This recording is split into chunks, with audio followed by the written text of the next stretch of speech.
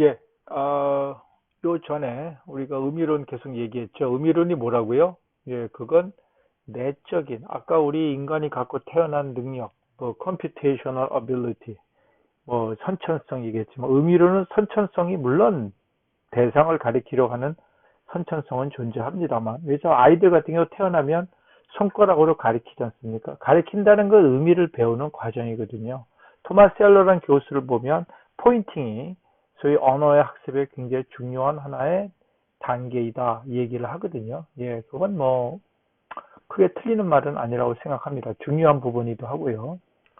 그래서 문맥상 의미와 언어학적 의미가 있습니다. 우리가 여기 책에 잠깐 보시면 그래서 문맥상의 의미라는 건 뭡니까? 그래서 소위 비관용적 의미와 관용적 의미를 그다 관용적 의미는 언어학적으로는 알 수가 없어요. 왜냐하면 역사를 통해서 그 배경을 알아야 돼요. 제가 뭐래 토사구팽 모르잖아요, 뭔지. 그러나 우리가 소위 한신의 이야기 한번 제가 얘기한 적 있죠. 그 소위 유방이랑 같이 나라를 통일하고 예, 그 초한 그래서 한나라로 통일하고 버림을 받는 과정. 이 과정의 역사를 알지 못하면 토사구팽을 알 수가 없죠. 그래서 제가 의미는 상당 부분 뭐다 외형적인 측면이다. 그렇기 때문에 아이들한테 단어를 가르칠 때 단어만을 그렇게 외우게 하는 건 사실 생각보다 효과가 떨어지죠. 그래서 어떻게 해야 됩니까? 단어가 쓰이는 문맥. 결국 단어를 공부하려면 많이 읽어야 되는 거예요. 그래서 여러분들이 수능을 가르칠 때 수능의 문장들을 보면 지문을 보면 굉장히 못합니까? 엄청난 지식을 요구하죠. 사전적 지식 또는 백그라운드, 소위 배경 지식을 요구합니다. 그런 것들을 자꾸 맞닥뜨리면서 그 속에서 각각의 단어의 역할을 배워야 되는 것인데 이 부분들이 존재하지 않으면 수능만을 위해 공부를 해봤자 혹시라도 어차피 문제는 고르는 멀티플 초이스니까 4지에 선다, 5지에 선다니까 좋은 성적이 나온다 하더라도 원하는 학교에 가서 결국 원하는 공부를 할 수가 없죠. 왜? 전공에 들어가면 결국 대부분의 지식이라는 것은 결국 영어로 다 되어 있습니다. 국문과에 가도 문학에 대한 문학 이론들은 어찌 보면 또 어기의 국어학 이론, 물론 세종대왕의 국어학 이론도 어떡합니까? 우리가 서양식, 영국이나 미국식 방식으로 설명을 해야 우리가 전 세계적인 그거에 뛰어남을 설명할 수 있지 않겠습니까? 그러면 그들의 이론을 받아들여야 되는 것이죠.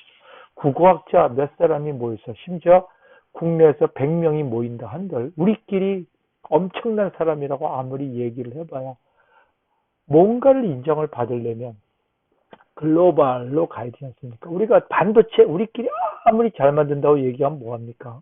결국 전 세계적으로 그 반도체를 사용해 줘야 되고 또 수소차도 그렇고 예 마찬가지예요. 그래서 이렇게 생각을 해보면 우리가 바로 이러한 부분들 그래서 외형적인 측면을 알 수 있습니다.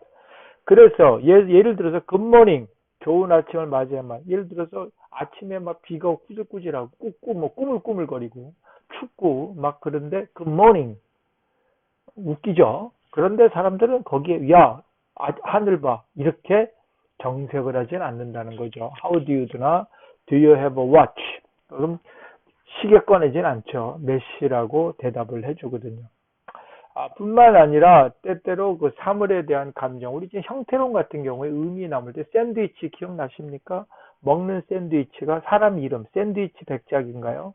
그 사람이 너무나 무슨 그 카드 게임을 너무 좋아해서 게임을 너무 좋아해서 밥 먹으러 가기가 귀찮을 정도라 그걸 그 샌드위치 지금의 이렇게 우리 서브라고 하죠. 또 햄버거라고 할 수도 있고 이런 것들을 먹었다. 예, 그래서 이런 단어들, 감정에 따라 또 우리가 Japanese 이건 제가 약간 좀 한글 감정이 있어서 썼다고 생각해 주십시오. 그래서 Jap은 우리가 줄이면 약간 이렇게 뭐라고 할까요? 깔보는 말이 돼요. 그래서 Japanese 그러면 이러면 Japs. 한국도 Korean, cook이라고 줄일 수도 있고요.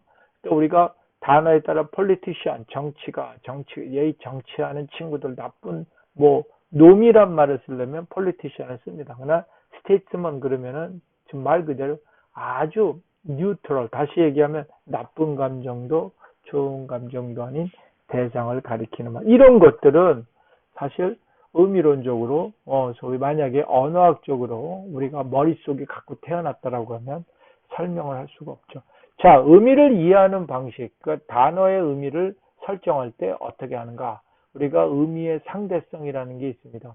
그래서 우리가 소위 상호 관계에서 의미를 알죠. 다시 얘기하면 어두움을 어떻게 알아요? 밝음이 있으니까 아는 것이죠. 여러분 성경책에서 초기에 우리 창세기를 보면 어떡합니까? 다 어두웠는데 빛이 있으라 하고 신이 보시니 참 좋더라. 네, 그래서 빛이 있어서 어둠과 구분이 되는 것이죠.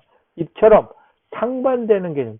우리가 이제 경우에 따라 아침에 그 밝음과 낮의 밝음과 약간 오후 늦게의 밝음은 다를 수는 있어요. 그거는 이제 단계별로 하지만 중요한 건 밝다, 어둡다 이렇게 설명할 수가 있죠.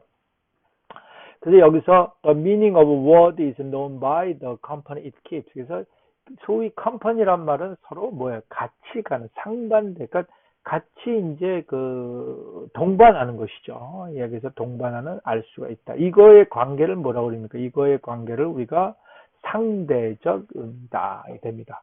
우리가 뭐 상대성 이론이라는 것도 어찌 보면 이런 개념과 일맥상통할 수가 있지 않습니까? 그래서 우리가 경우에 따라 빠르다라는 개념을 옆에 뭐가 있는 거에 따라 빠르다는 개념이 다르죠. 예를 들어서 뭐가 있습니까? 내가 달리고 옆에 강아지가 달리면 강아지가 저보다 훨씬 빠르죠. 저는 강아지보다 느리지 않습니까?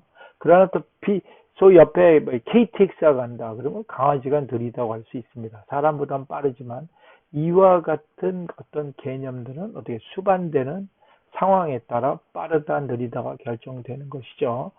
이러한 것들의 개념을 relational approach라고 합니다.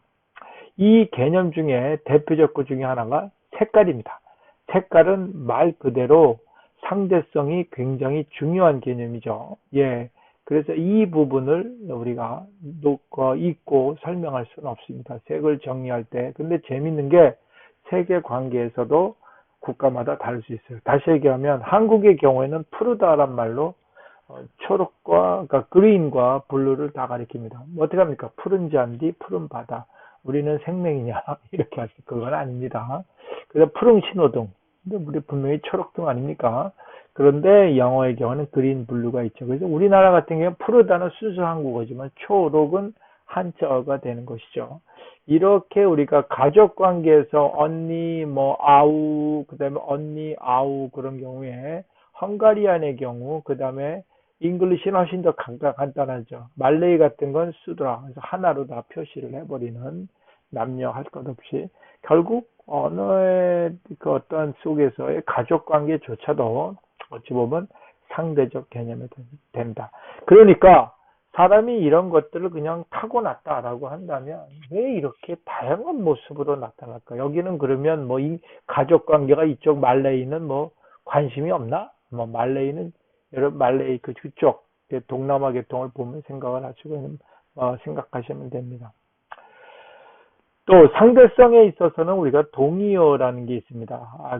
그래서 동의어, 반의어 개념이 이것도 일종의 상대성. 다의어라는 건 하나가 여러 의미를 단어가 갖는 경우 동시적 해석이 가능할 때 합니다. when 같은 거 우리가 그만 man 같은 경우에도 human도 되지만 남자 또는 어른, 아이에 대해서 이런 것 개념들을 우리가 다의어라고 얘기하는 것이 있습니다.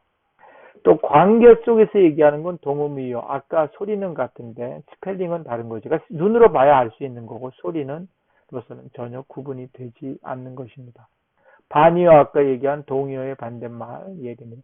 이것이 가끔이 아니라 항상 그 고등학교 검정고시 잘 나오고요.